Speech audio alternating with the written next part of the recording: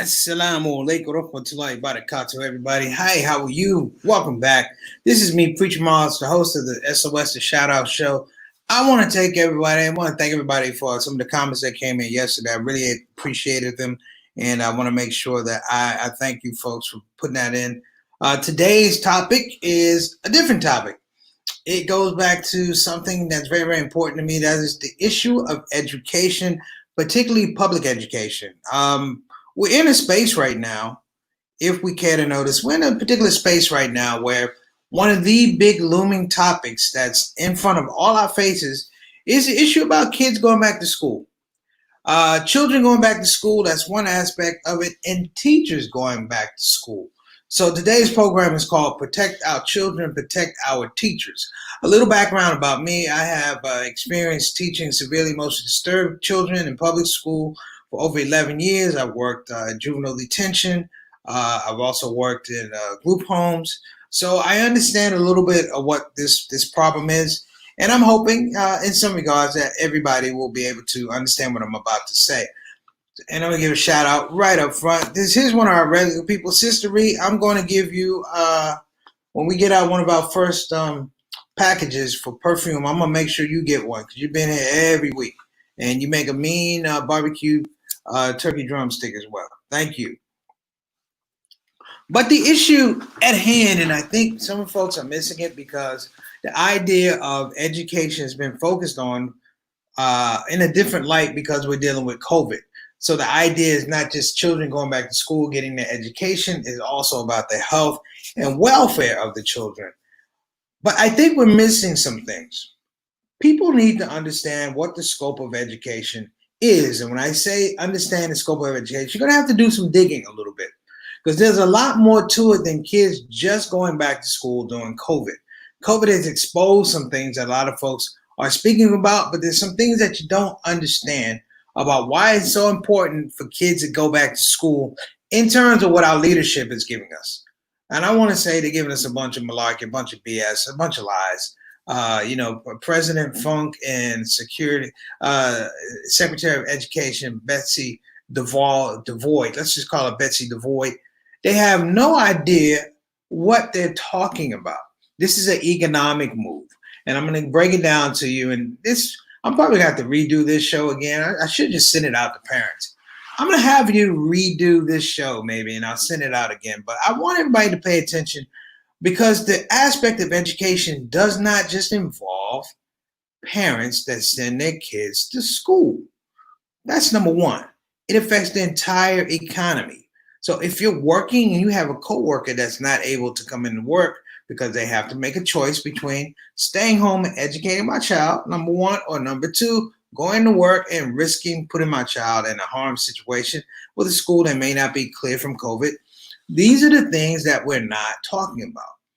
They've made it about kids and parents, but they're not talking about economy and GDP.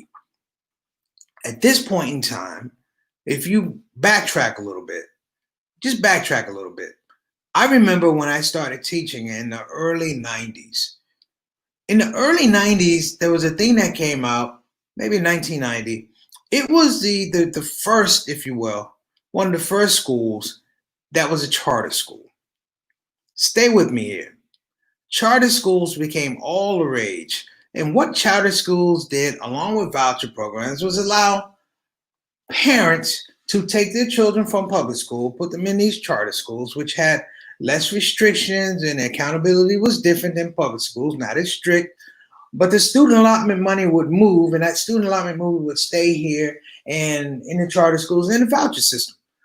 I'm saying this because I saw it with my own eyes in Milwaukee, Wisconsin, where the move was for vouchers, and the vouchers allowed children, parents to take them out of quote unquote underperforming public schools and put them into private schools, moving the student allotment over to that side. And the interesting thing was a lot of these schools were not prepared to even deal with these kids who in some regards were underperforming or they had deficiencies in education.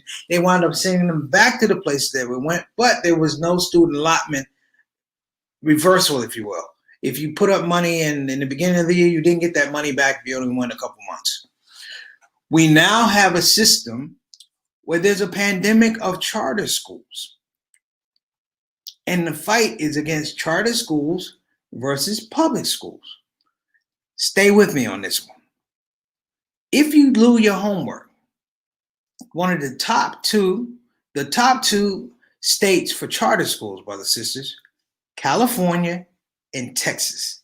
California's numbers are going up in terms of COVID. Texas is in a pandemic all on its own.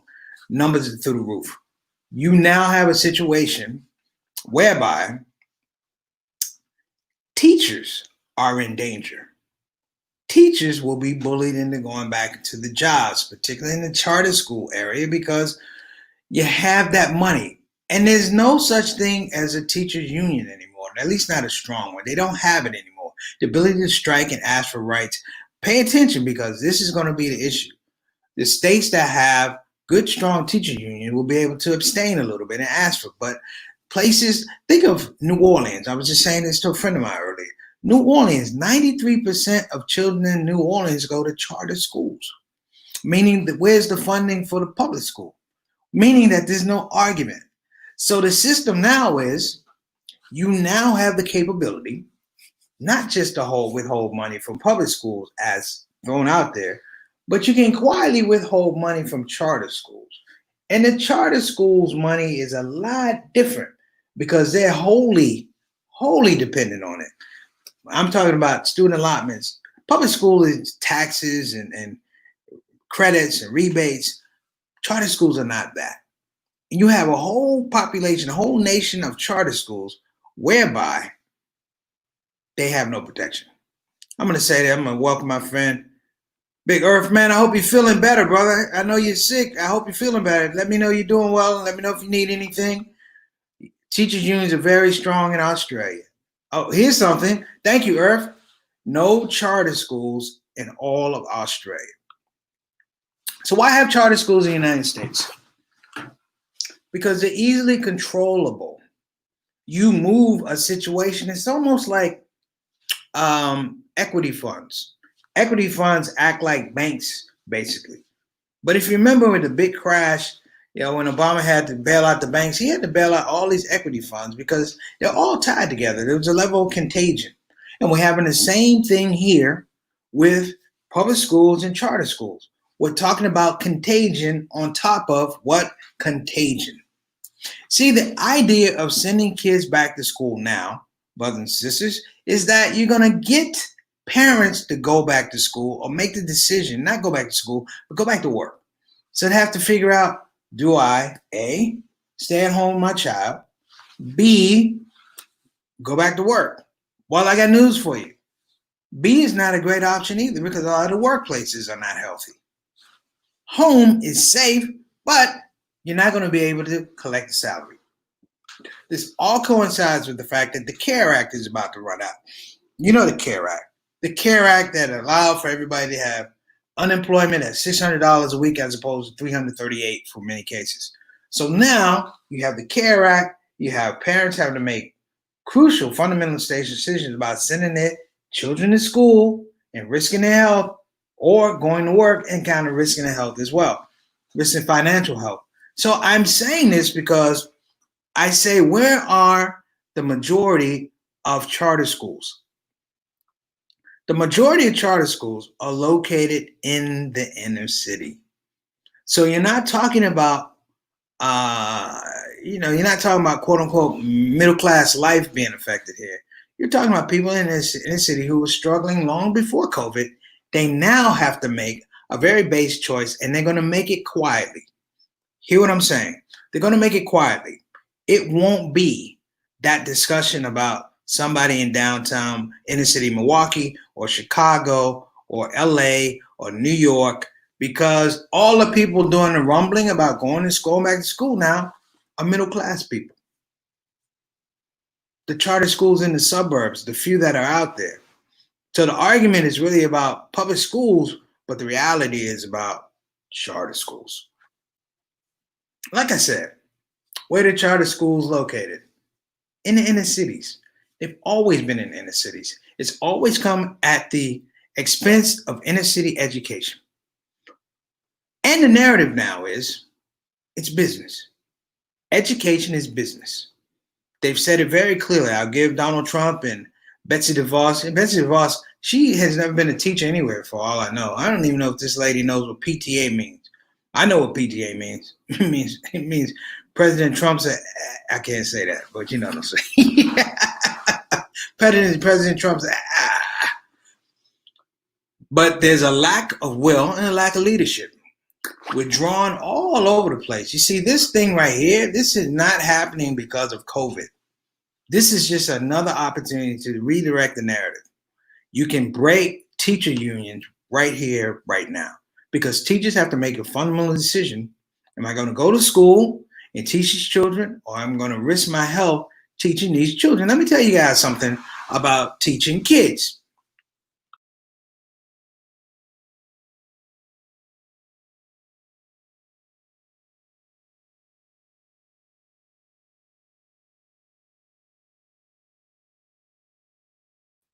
Sorry about that, folks. I had a little technical difficulty.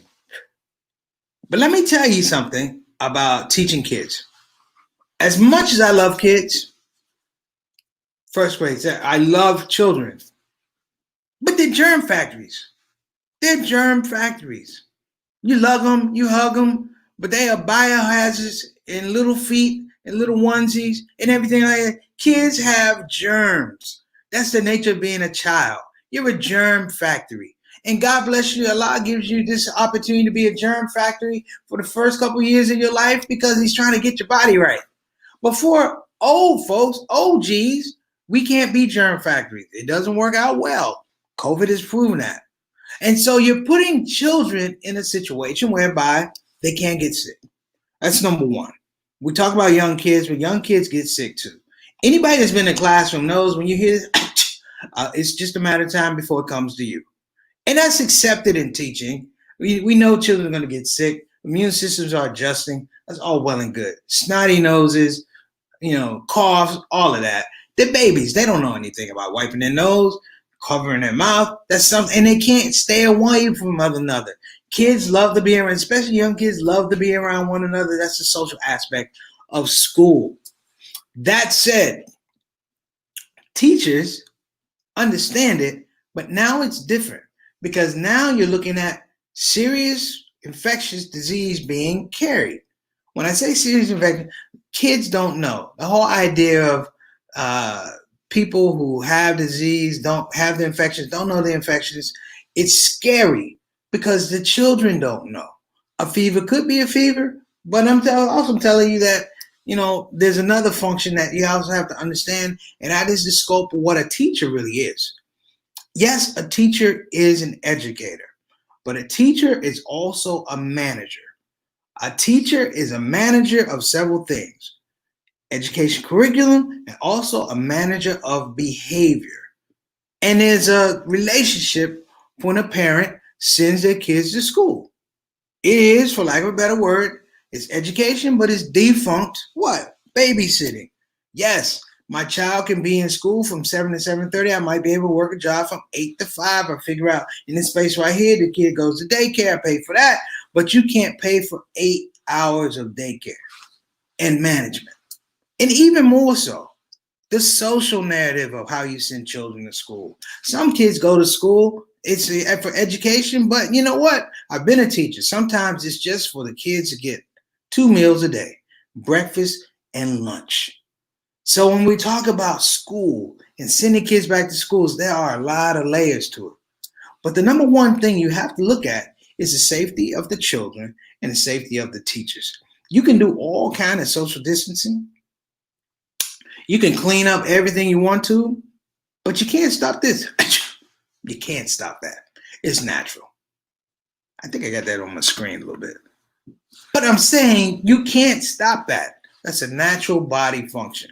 Coughing is a natural body function. And then we're fooled to believe that somehow we can beat the flu, we can beat COVID. But the other part of it is the people who are going to wind up going to their jobs and risking their health, pay attention, are going to be minorities. It's going to be blacks, Latinos, poor whites.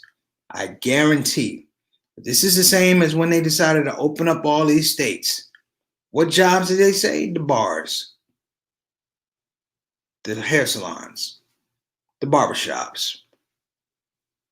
They told everybody you could go, knowing that they were going to get sick.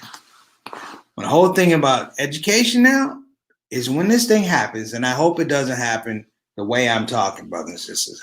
I hope that there's going to be some clarity of thought, if you will, because everyone here knows sending the kids back to school in the middle of a pandemic is a loser. It's a loser.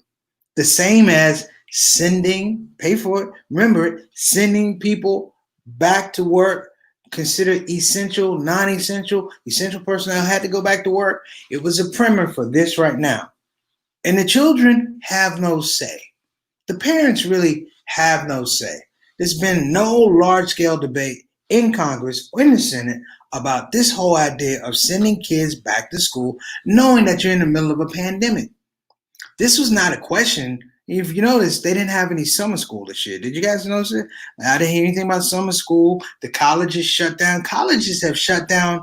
The California State University college system has shut down. They're like, we're not going to do anything. We're going to shut down. We're going to be online through the end of the year. This is colleges. We're talking about neighborhood schools. And the thing that you have to look at is with neighborhood schools, even charter schools, in neighborhoods, you're opening up a scenario where you can create pandemics within pandemics. Let me say it again. You can create pandemics within pandemics. And I said, man, I looked and I was like, look at all these schools. Remember Louisiana? Not too long ago, Louisiana was a hot spot. Imagine if they reopen. I gave you the statistics. 93% of kids in Louisiana, is stated, go to charter schools. The schools with no protection for the teachers. The teachers are almost going to have to show up because, for lack of a better word, it's going to be an employment decision. You can't go over to the public sector because they're not going to hire you. Because charter schools, in some regards, don't require you to have certain licenses, certifications, and so that's why you got the job at the charter school in the first place. So public school won't be an option. And, you're going to say, man, I'm going to go in, and you're going to make bad decisions. Or no, I take that back. You're going to emphasize bad decisions. You're going to prove bad decisions. And you're going to prove it with your help. Now, a lot of people don't want to hear this. Some folks don't want to hear this. But this has been going on for a very, very, very long time. And the assault against teacher unions has been going on since the Reagan years. It was the idea that you can take a child who'd had issues, difficulties, maybe didn't have access to certain education, and you could flip it as a narrative on the ability of the teacher. So the ability of the teacher is attached to the idea that you have an underperforming school, not an underperforming community where the school is located. And over and over again, I've been listening to this Betsy DeVos lady. She advocates for charter schools. She actually wants more and more money to come out of the public school sector to put into these charter schools, who in large regard are okay. There's a few of them doing really, really well, but it's a lot of them are underperforming because they don't have the state rigors. They don't have the state requirements that public schools have. And what you're going to do soon enough, and this is my prediction.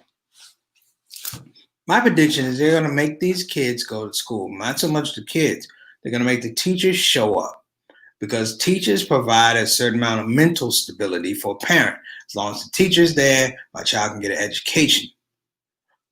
The other flip of it is, on the other side, is I don't think that they're going to redo or extend the CARE Act, which means people dealing with unemployment, they're going to be dealing with, there's no more unemployment checks. Yeah, whatever it is, wherever you're working, the summer is over. And now you have to come up with this extra amount of money for childcare. There's not going to be anything for childcare. Even if you get a stimulus check, brothers and sisters, another stimulus check for whatever, $1,200, $2,400, if you had to spend it on daycare, how long would that check really, really last? And look at the shape of the economy right now. We're in bad shape. We're talking $1.3 billion, trillion dollars that had to be doled out unexpectedly. And none of it, pay attention, none of it was ever focused or channeled towards education. So literally, the education system can't afford to be closed. It has to be open because it's so interlocked with other aspects of economics here in the United States. And they're not talking about it. We're being shown this thing, and pay attention because the students or the teachers that don't go to school, the teachers that opt out, so like the NBA, teachers that opt out of teaching because of this situation, they're gonna be harassed. I 100% believe that. They're gonna be cast as villains. They're gonna be cast as people who they've somehow broken their creed, like the teacher Hippocratic oath to serve. But it's to serve who? Because it's not to serve the kids. They'll serve the kids. They love the kids. Nobody goes into teaching to be rich. I am a witness. You go into teaching, really lose money. I know I did. Because you know that the amount of work you're going to do, they can't pay you for that. There's no valuation for that. But the narrative is being drawn now that the teachers are going to be selfish. Why? Because they're going to be thinking of themselves. They're going to be thinking about the health of not only themselves in that school, but when school is over, they go home. And they're talking about their own kids. And they're talking about their own husbands, wives, and their own parents, and their own quality of life once school is over. And no one is speaking about that. I want to say they're not speaking loudly enough about that. And these schools will suffer. These charter schools will suffer. These inner city schools will suffer because these are where the highest numbers are. And when I say suffer, I don't mean just in terms of COVID numbers. I mean they're going to suffer in terms of the morale of coming in to teach in these inner city schools because it takes a certain type of mentality to show up every day, put on a happy face, put on a game face, and look these children in the eye and say, I love you. I understand what you're going through. Let's work. That's something that's next level miracle type of stuff, folks. To tell a child that has no dreams, no aspirations, you know what, we could do this. It's a special type of person. And we're going to lose those folks, unfortunately, because the argument is going to be about you're not loyal. Have you heard that one before? You're not loyal. You're not a patriot. You're not. It'll almost be like you're not a servant of God. It'll be that type of argument. And it'll all be about character assassinations. It'll be character assassination about public schools. When the teacher union jump in, I don't know when that's going to be because they're kind of quiet right now. They're trying to figure it out themselves. But when the teacher union come in, they're going to be cast as the devil. They're going to be cast as the devil, and they're going to run from that tag because they're worried about where their funding is going to come from. See, the thing about teachers unions operates on dues. Where the dues comes from the teachers. If the teachers aren't working, they won't have revenue coming in. It's the same thing. You can't have one without the other. So as I begin to wrap this up, I want people to take these things away. I want you to write some things down for yourself. What is the description of teachers before the school year starts? And what would be the description of teachers when some of them say, I'm not going to go in to teach, I'm worried about my health? That's number one. Number two is, what would be the reaction of the administration? Will they bully teachers into going into work? Will they classify them as essential workers and make them go into work, much the same as they did with our frontline heroes, sending them into places where they didn't have effective protection, PPE, they didn't have effective protection. And now those folks are sick and some are dead. And the last part, what happens to our babies? What happens to our babies? The little ones who are just learning how to color and draw and write their names.